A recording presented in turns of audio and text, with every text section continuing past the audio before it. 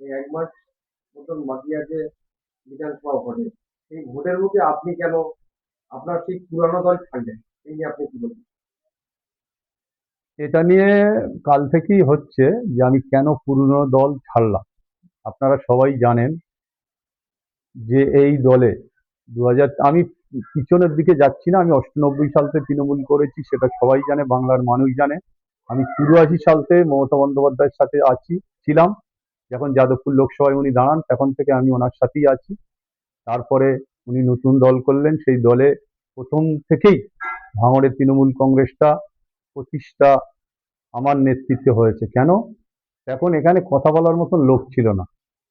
যেমন সিপিএম এর রাজ্জাক মোল্লা থেকে শুরু করে যারা দাপুটে নেতা, শুধু ওই রাজ্জাক মোল্লা নয়, এই রাজ্জাক মোল্লা যিনি মারা গেছেন, দুজনাই মারা গেছে, টানা দাপটে কোলেরাট 1-2 এই ভাঙড় এই অঞ্চলে কথা বলার কারোর ক্ষমতা ছিল না।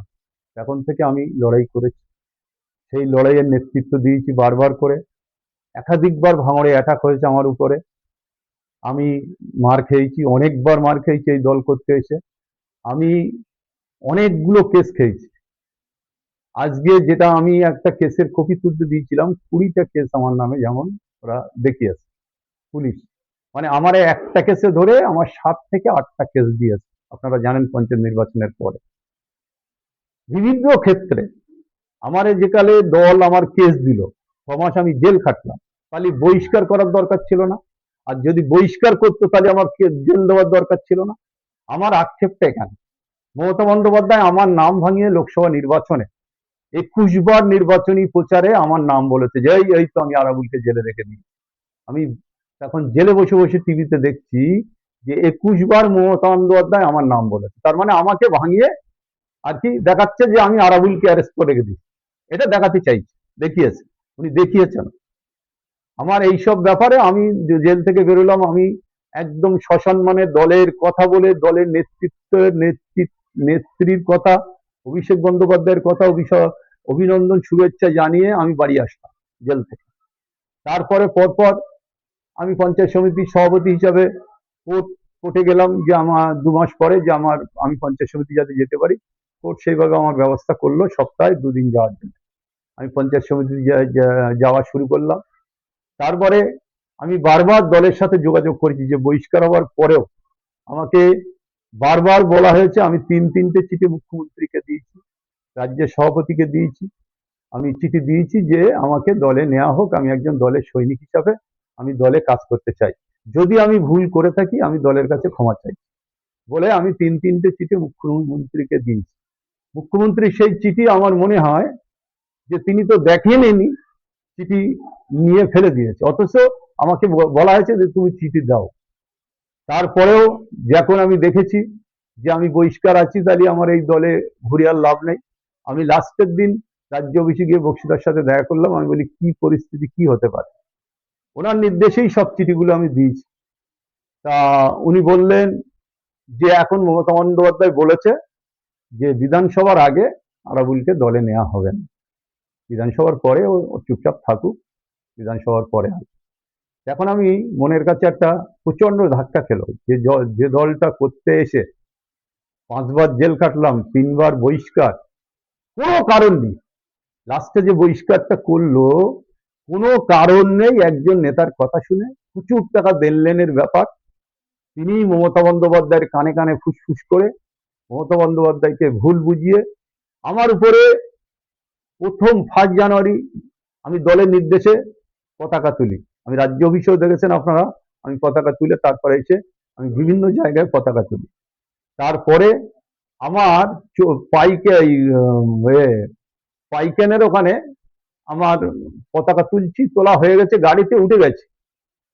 তারপরে পরপর ওসি দাঁড়িয়ে রয়েছে, ওসি পোলের হাটের সামনে, আমার পরপর 3-4খানা গাড়ি ভেঙে দেওয়া হলো, আমার উপরে অ্যাটাক হলো। কেস হচ্ছে কার নামে? আরাবুল ইসলাম 1 নম্বর আসামি, হাকিমুল ইসলাম 2 নম্বর আসামি। আমাদের গাড়ি ভাঙচুর, আমরা মার খেলাম, আমাদের নামে কেস। যাক, সে যাই হোক, আমরা পরবর্তীতে সেগুলো জামিন করেছি। 2 তারিখে আমি যথারীতি বিডিও অফিসে গিয়েছি।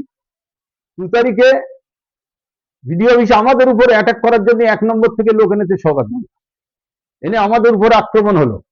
আমি নিচে বসছিলাম, যেহেতু ঘর আমার ঘর অন্য একজন নিয়েছে বলে আমি নিচে প্রায় মাস তিনিক বসেছি। বিডিও সাহেবের যোগ্যতা নেই, অযোগ্য একজন বিডিও, তার কোনো ক্ষমতা নেই, যে সভাপতি কোথায় বসবে তার কোনো দায়িত্ব কিছু নেই। তাই যাই হোক, সেই সময় এইবারে মারপিট উপর থেকে ছুটছে, একদম দুতলায় উঠে গেছে, আমরা নিচে বসে আছি।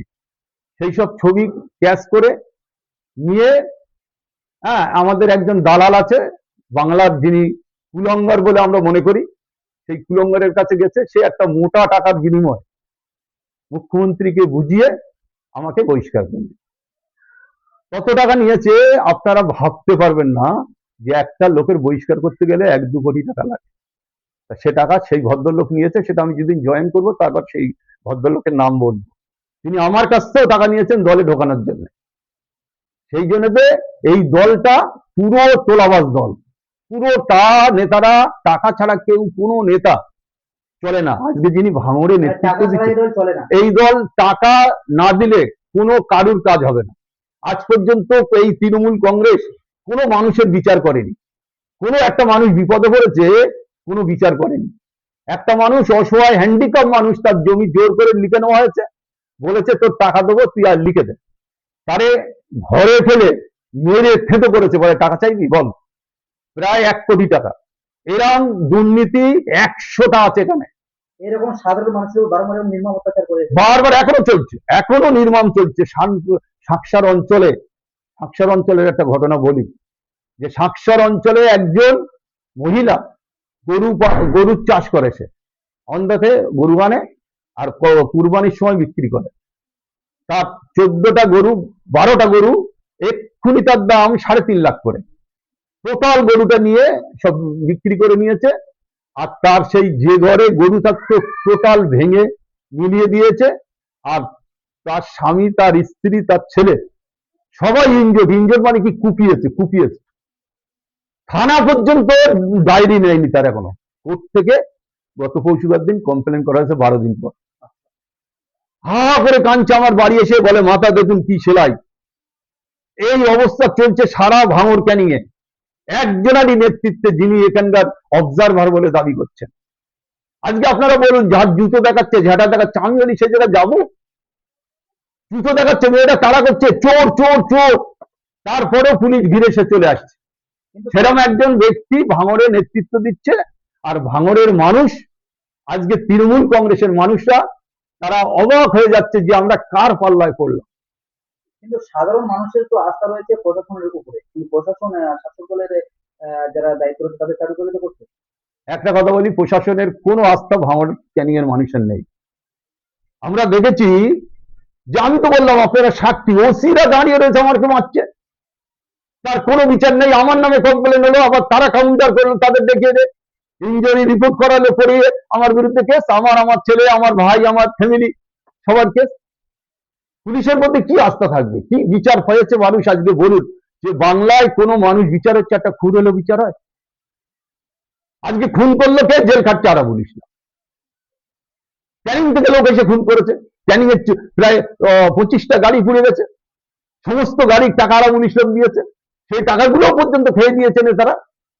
আমি থলে করে নিয়ে টাকাগুলো দিয়েছি, গরিব মানুষের গাড়ি পুড়ে গেছে, সেই টাকা পর্যন্ত খেয়ে নিয়েছে নেতারা, তাদের কাছে টাকা পৌঁছে। হ্যাঁ, ভদ্রলোকের কাছে মানে ব্যাগে করে টাকা দিয়ে এসছি, ভদ্রলোক টাকা খেয়ে গেছে। আজকে উনি শুধু ভাঙড়ে এসছেন একটাই কারণ, তৃণমূল জিতুক উনি একবারও চান না। উনি চান এখানে তোলাবাজি, ভাঙড়ে প্রজেক্ট চলছে, বিভিন্ন এখন রাজারহাট ফাজারহাট সব বন্ধ হয়ে গেছে। এই জায়গাতে আজকে ওয়েটল্যান্ড থেকে শুরু করে মুখ্যমন্ত্রী একবার ভাবলো না, বিধানসভায় দাঁড়িয়ে বললো যে ওয়েটল্যান্ড, খাস জমিতে যারা করবে তাদের সব ভেঙে দাও। আর উনি ভাঙড়ের ব্যাপারে একবার ভাবলেন না, ভাঙড় থেকে উনি টাকা পাচ্ছেন কি? হ্যাঁ, যে ভাঙড়ে এত কিছু ঘটনা ঘটছে, ওয়েটল্যান্ড বিক্রি হয়ে যাচ্ছে, ক্যানেল বিক্রি হয়ে যাচ্ছে, খাল বিক্রি হয়ে যাচ্ছে, খালের উপরে ঘর হচ্ছে লক্ষ লক্ষ টাকার বিনিময়। একটা ঘর করলে 3 লাখ টাকা প্রশাসন পাচ্ছে, 3 লাখ টাকা পার্টির নেতারা পাচ্ছে। কি ধরনের চক্রান্ত চলছে? আরাবুল ইসলাম যতদিন ক্ষমতায় ছিল, আমি একটা অবৈধ কাজ করতে দেইনি, একটা ওয়েটল্যান্ডে কাজ করতে দেইনি, একটা খালের আড়ায় আমি দোকান করতে দেইনি, একটা মানুষের জোর করে জমি দখল করে নিতে দেইনি। আজকে যখন 2023-এ আরাবুল ইসলামের মানে হটিয়ে দেওয়া হলো, আরাবুল ইসলামের জেলে ঢোকানো হলো, আরাবুল ইসলামকে বহিষ্কার করা হলো, তারপরে 6 মাস আমি জেলে ছিলাম, ভাঙড়ে 6 বিঘে ওয়েটল্যান্ড বিক্রি হয়ে গেছে, 6 বিঘে। তারপরে আপনারা দেখেছেন যে তারদা অঞ্চলে 300 বিঘে গরিবের জমি বিক্রি করে এনেছে নেতারা, একজনই নেতা বিক্রি করেছে একজনের সহযোগিতা। আজকে কি চলছে ভাঙড়? আজকে আমি মনের দুঃখে এই দলটা করব না বলে আমি সিদ্ধান্ত নিয়েছি। সেই কারণে আমি কালকে আমার হুজুর একজন, আমার ফুরফুরায় অনেক হুজুর, আমার ফুরফুরা টোটাল হুজুরা আমার অত্যন্ত শ্রদ্ধা করে, আমি সেখানে গিয়ে আমি সিদ্ধান্ত নিয়ে বলে এসেছি যে এই দলটার আমি করব না। তৃণমূল কংগ্রেসের সাথে আমার কোনো সম্পর্ক নেই, কোনো নেতার সাথেও আমার কোনো সম্পর্ক থাকবে না। আমি আগামী দিনে আমি নতুন করে আবার শুরু করতে চাইছি, সেই নতুন ইনিংসটা আমার শুরু হবে, নতুন আমার চলার পথটা শুরু হবে আগামী দিনে। আমি সেইভাবেই আমি সিদ্ধান্ত নিয়ে আমি ওই দল থেকে বেরিয়ে এসেছি। বলছি 34